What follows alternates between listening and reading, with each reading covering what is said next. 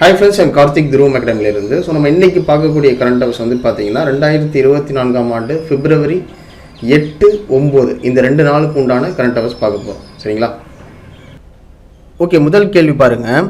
உற்பத்தி துறையில் அதிகமான ஆட்களை வேலைக்கு அமர்த்தியுள்ள மாநில பட்டியலில் தமிழ்நாடு எத்தனாவது இடத்தில் உள்ளது? ஸோ ஆன்சர் வந்து பார்த்தீங்கன்னா முதலிடத்தில்.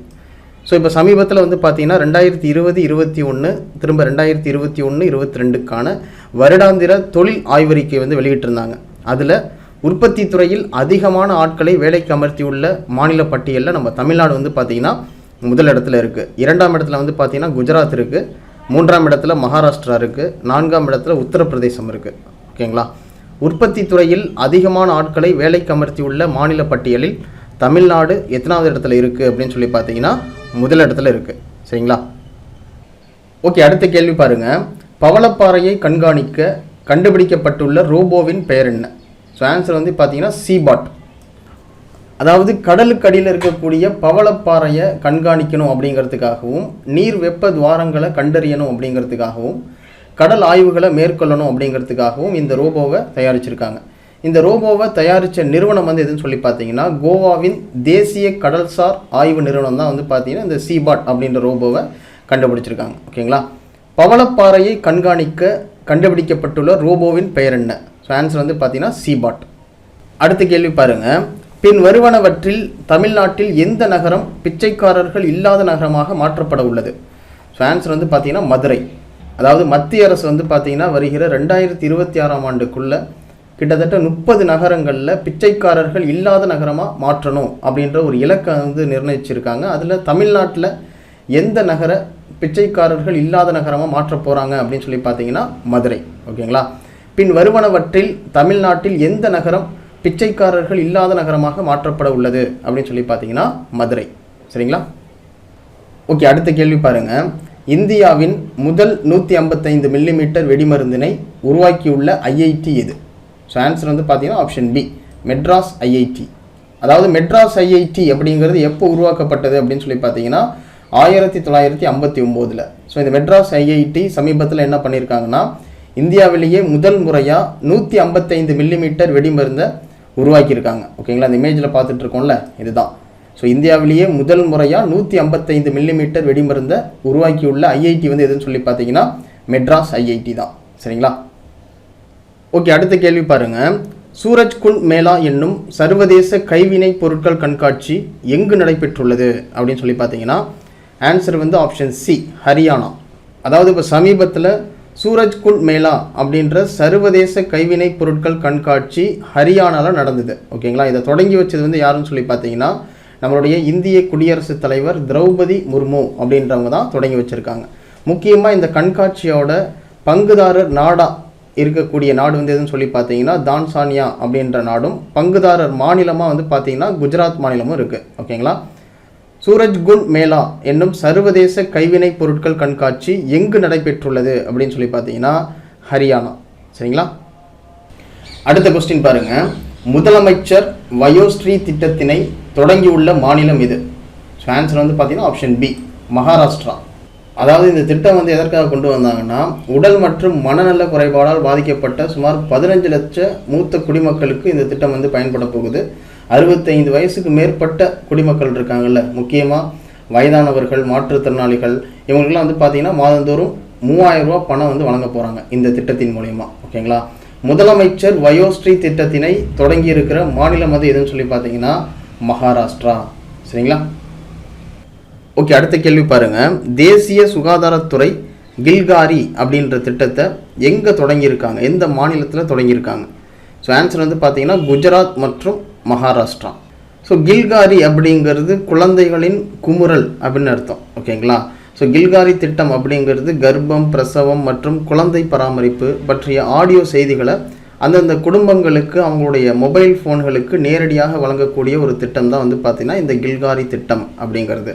அதாவது குழந்தை பிறந்து 3 மாதத்துலேருந்து 1 வயசு வரையும் கிட்டத்தட்ட 72 ஆடியோ பதிவு அனுப்புகிறாங்க. ஓகேங்களா? ஸோ குழந்தைய வந்து எப்படிலாம் வளர்க்கணும் அப்படின்ற மாதிரியான ஆடியோ பதிவு. ஓகேங்களா? தேசிய சுகாதாரத்துறை கில்காரி திட்டத்தினை தொடங்கியுள்ள மாநிலம் எது அப்படின்னு சொல்லி பார்த்தீங்கன்னா குஜராத் மற்றும் மகாராஷ்டிரா. சரிங்களா? அடுத்த கேள்வி பாருங்க, தற்போது இந்தியாவிற்கு இலவச விசா சேவை வழங்கியுள்ள நாடு எது? ஸோ ஆன்சர் வந்து பார்த்தீங்கன்னா ஆப்ஷன் சி, ஈரான். அதாவது இப்போ சமீபத்தில் வந்து பார்த்தீங்கன்னா இந்தியாவிலிருந்து நிறைய நாடுகளுக்கு விசா இல்லாமல் போகக்கூடிய வகையில் நம்ம இந்தியாவோட பொருளாதாரம் வந்து பார்த்தீங்கன்னா அதிகமாக இருக்குது. ஓகேங்களா? ஸோ பிற நாடுகளும் அதை அக்செப்ட் பண்ணிவிட்டு என்ன பண்ணுறாங்க, இந்தியாவிலேருந்து விசா இல்லாமல் எங்கள் நாட்டுக்கு வரலாம் அப்படின்ற மாதிரி அனுமதி வந்து கொடுத்துருக்காங்க. ஸோ அந்த வகையில் இப்போ சமீபத்தில் வந்து பார்த்திங்கன்னா மலேசியா, தாய்லாந்து அந்த நாடுகள்லாம் கூட நம்ம விசா இல்லாமல் போகலாம். ஓகேங்களா? ஸோ அந்த வரிசையில் தற்போது இந்தியாவுக்கு இலவச விசா சேவை வழங்கியுள்ள நாடு வந்து எதுன்னு சொல்லி பார்த்தீங்கன்னா ஈரான். சரிங்களா? அடுத்த கேள்வி பாருங்கள், முதல் முறையாக டெஸ்ட் பவுலிங் தரவரிசையில் முதலிடம் பிடித்த முதல் இந்திய வீரர் யார்? ஸோ ஆன்சர் வந்து பார்த்தீங்கன்னா ஆப்ஷன் ஏ, ஜஸ்பிரீத் பும்ரா அப்படின்றவர் தான். அதாவது ஜஸ்பிரீத் பும்ரா வந்து பார்த்தீங்கன்னா ஒரு நாள் கிரிக்கெட் போட்டியிலையும் சரி, T20 கிரிக்கெட் போட்டியிலையும் சரி, டெஸ்ட் கிரிக்கெட் போட்டியிலையும் சரி, எல்லாத்துலேயுமே முதலிடம் பிடிச்சிருக்கார். ஸோ அனைத்து வித கிரிக்கெட் தரவரிசையிலையும் முதலிடம் பிடித்துள்ள ஒரே இந்திய வீரர் அப்படின்ற பெருமையை படைச்சிருக்கார். ஓகேங்களா? முதல் முறையாக டெஸ்ட் பவுலிங் தரவரிசையில் முதலிடம் பிடித்துள்ள முதல் இந்திய வீரர் யார்? ஸோ ஆன்சர் வந்து பார்த்தீங்கன்னா ஜஸ்பிரீத் பும்ரா. சரிங்களா? அடுத்த கேள்வி பாருங்கள், தமிழ்நாட்டில் மாநில பெண் குழந்தைகள் பாதுகாப்பு தினம் ஆண்டுதோறும் எந்த நாளில் அனுசரிக்கப்படுது அப்படின்னு சொல்லி பார்த்தீங்கன்னா ஆன்சர் வந்து ஆப்ஷன் சி, பிப்ரவரி 24. அதாவது நம்ம தமிழகத்தோட முன்னாள் முதல்வர் ஜெயலலிதா அவங்களுடைய பிறந்த நாள் தான் வந்து பார்த்தீங்கன்னா ஒவ்வொரு ஆண்டும் தமிழ்நாட்டில் மாநில பெண் குழந்தைகள் பாதுகாப்பு தினமாக அனுசரிக்கிறாங்க. ஓகேங்களா? அதே மாதிரி தேசிய பெண் குழந்தைகள் தினம் அப்படிங்கிறது ஆண்டுதோறும் ஜனவரி 24 அனுசரிக்கிறாங்க. உலக பெண் குழந்தைகள் தினம் ஆண்டுதோறும் அக்டோபர் 11 அனுசரிக்கிறாங்க. ஓகேங்களா? தமிழ்நாட்டில் மாநில பெண் குழந்தைகள் பாதுகாப்பு தினம் ஆண்டுதோறும் எந்த நாளில் அனுசரிக்கப்படுது அப்படின்னு சொல்லி பார்த்தீங்கன்னா பிப்ரவரி 24. சரிங்களா? ஓகே, அடுத்த கேள்வி பாருங்க, பின் வருபவர்களில் யாருக்கு தேசிய பெண் குழந்தைகள் தின மாநில விருது 2024 வழங்கப்பட்டது அப்படின்னு சொல்லி பார்த்தீங்கன்னா ஆன்சர் வந்து ஆப்ஷன் ஏ, சுகிதா அப்படின்றவங்களுக்கு தான். அதாவது சுகிதா அப்படின்றவங்க திருச்சி மாவட்டத்தை சேர்ந்தவங்க. இவங்க 10ஆம் வகுப்பு படிச்சுட்டு வராங்க. இவங்களுக்கு 2024 ஆண்டுக்கான தேசிய பெண் குழந்தைகள் தின மாநில விருது வந்து கொடுத்துருக்காங்க. சரிங்களா? ஸோ 2024 ஆண்டுக்கான தேசிய பெண் குழந்தைகள் தின மாநில விருது யாருக்கு வழங்கப்பட்டுள்ளது அப்படின்னு சொல்லி பார்த்தீங்கன்னா சுகிதா அப்படின்ற பெண்மணிக்கு தான். சரிங்களா? அடுத்த கேள்வி பாருங்க, தமிழ்நாட்டில் உள்ள ஈரநில பறவைகள் எண்ணிக்கை எவ்வளவு? ஸோ ஆன்சர் வந்து பார்த்தீங்கன்னா ஆப்ஷன் பி, 6,80,028. அதாவது இப்போ சமீபத்தில் 2024 ஆண்டுக்கான ஒருங்கிணைந்த ஈரநில பறவைகள் கணக்கெடுப்பு வந்து எடுத்திருக்காங்க. ஸோ அதில் தமிழ்நாட்டில் ஈரநில பறவைகளோட எண்ணிக்கை வந்து எவ்வளோ அப்படின்னு சொல்லி பார்த்தீங்கன்னா 6,80,028. சரிங்களா? ஓகே, அடுத்த கேள்வி பாருங்க, ஒருங்கிணைந்த கடல் உயிர்வாழ் பயிற்சி மையமானது எங்கு தொடங்கப்பட்டுள்ளது அப்படின்னு சொல்லி பார்த்தீங்கன்னா கோவாவில். அதாவது மோசமான வானிலை சமயங்களில் கடல் பேரழிவிலிருந்து பாதுகாத்துக்கணும் அப்படிங்கிறதுக்காக ஒரு பயிற்சி வந்து வழங்க போகிறாங்க. ஸோ அதற்காக வந்து பார்த்தீங்கன்னா ஒருங்கிணைந்த கடல் உயிர்வாழ் பயிற்சி மையம் அப்படிங்கிறத தொடங்கியிருக்காங்க. எங்கன்னு சொல்லி பார்த்தீங்கன்னா கோவாவில். ஸோ இந்த மையத்தை தொடங்கியவங்க வந்து யார் அப்படின்னு சொல்லி பார்த்தீங்கன்னா ஓஎன்ஜிசி அப்படிங்கிறது எண்ணெய் மற்றும் இயற்கை எரிவாயு கழகம் அப்படின்றது. ஓகேங்களா? ஸோ இந்த நிறுவனம் தான் இந்த மையத்தை தொடங்கியிருக்காங்க, கோவாவில் தொடங்கியிருக்காங்க. முக்கியமாக இந்த ஓஎன்ஜிசி அப்படின்றது எப்போ தொடங்கப்பட்டது அப்படின்னு சொல்லி பார்த்தீங்கன்னா 1956. சரிங்களா? ஒருங்கிணைந்த கடல் உயிர்வாழ் பயிற்சி மையமானது எங்கு தொடங்கியுள்ளது அப்படின்னு சொல்லி பார்த்தீங்கன்னா கோவாவில். சரிங்களா? அடுத்த கேள்வி பாருங்க, சைக்ளோன் சிறப்பு படை பயிற்சி எந்த இரு நாடுகளுக்கு இடையே நடைபெற்றது அப்படின்னு சொல்லி பார்த்தீங்கன்னா ஆன்சர் வந்து இந்தியா மற்றும் எகிப்து. ஸோ இரு நாடுகளுக்கிடையே உண்டான நட்புறவை வெளிப்படுத்தும் வகையில் இந்த சைக்ளோன் சிறப்பு படை பயிற்சி நடைபெற்றிருக்கு. ஸோ எங்கே நடந்தது அப்படின்னு சொல்லி பார்த்தீங்கன்னா எகிப்தின் அனசாஸ் அப்படின்ற இடத்துல நடந்திருக்கு. ஓகேங்களா? சைக்ளோன் சிறப்பு படை பயிற்சி எந்த இரு நாடுகளுக்கிடையே நடைபெற்றது அப்படின்னு சொல்லி பார்த்தீங்கன்னா இந்தியா மற்றும் எகிப்து. சரிங்களா? அடுத்த கேள்வி பாருங்க, ஒரு நாள் கிரிக்கெட் போட்டியில் 1000வது வெற்றி பெற்ற இரண்டாவது கிரிக்கெட் அணி எது? ஸோ ஆன்சர் வந்து பார்த்தீங்கன்னா ஆஸ்திரேலியா. ஸோ ஒரு நாள் கிரிக்கெட் போட்டியில் 1000வது வெற்றி பெற்ற இரண்டாவது கிரிக்கெட் அணி வந்து எதுன்னு சொல்லி பார்த்தீங்கன்னா ஆஸ்திரேலியா.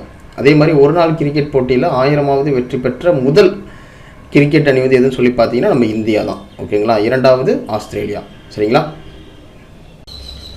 ஓகே ஃப்ரெண்ட்ஸ், இதோட இன்னைக்கு உண்டான வீடியோ பதிவு கம்ப்ளீட் ஆகுது. அதே மாதிரி இன்னைக்கு பார்த்த கரண்ட் அஃபேர்ஸை ஒரு டெஸ்ட் மாதிரி எழுதி பார்க்கணும் அப்படின்னு நினச்சிங்கன்னா டிஸ்பிளேல தெரிகிற வாட்ஸ்அப் நம்பருக்கு HiCA அப்படின்னு சொல்லிட்டு ஒரு மெசேஜ் பண்ணுங்கள்.